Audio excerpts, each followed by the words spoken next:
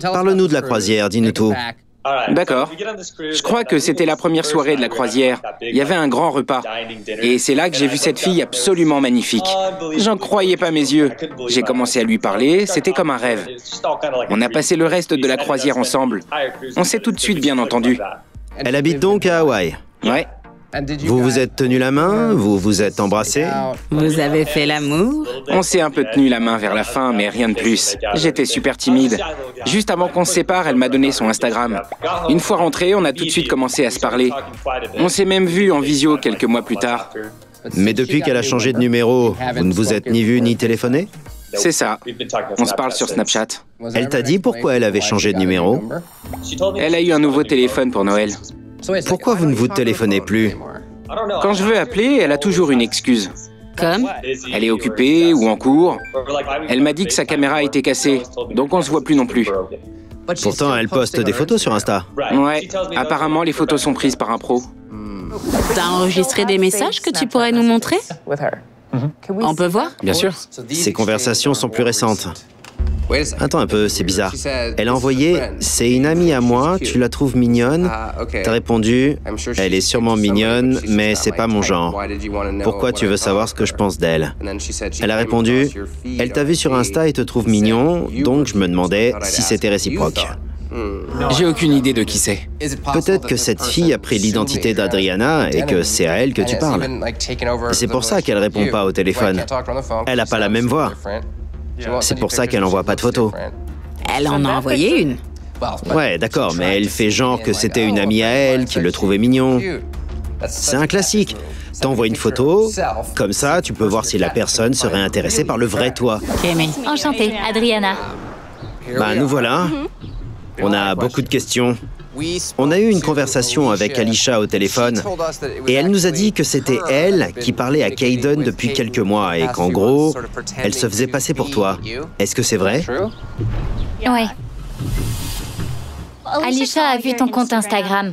Elle a directement accès à mon compte parce qu'on est meilleures amies. Elle a accès à ton compte?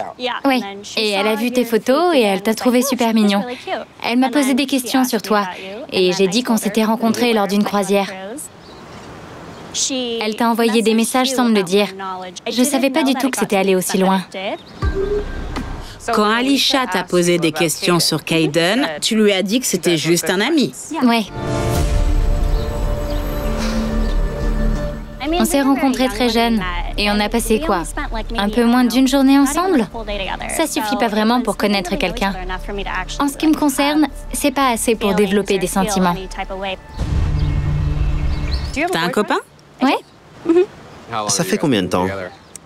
ça va bientôt faire 7 mois. J'étais au courant de rien, vraiment. Quoi qu'il se soit passé, j'en sais rien. Tout ce que j'ai dit, c'était seulement pour aider Adriana. Au début, quand vous m'avez envoyé un message pour me dire que vous étiez en train de tourner un épisode de Catfish et que ça impliquait Adriana, j'étais super surprise. J'étais prise au dépourvu. Je lui ai téléphoné pour qu'elle m'explique la situation et elle m'a dit qu'elle avait envoyé une photo de moi à un mec sur Snapchat, que c'était sa façon de montrer qu'elle n'était pas intéressée. Elle voulait blesser personne. Elle m'a demandé de la couvrir. T'as jamais envoyé de message à Kayden alors? Tu lui as déjà parlé ou pas du tout?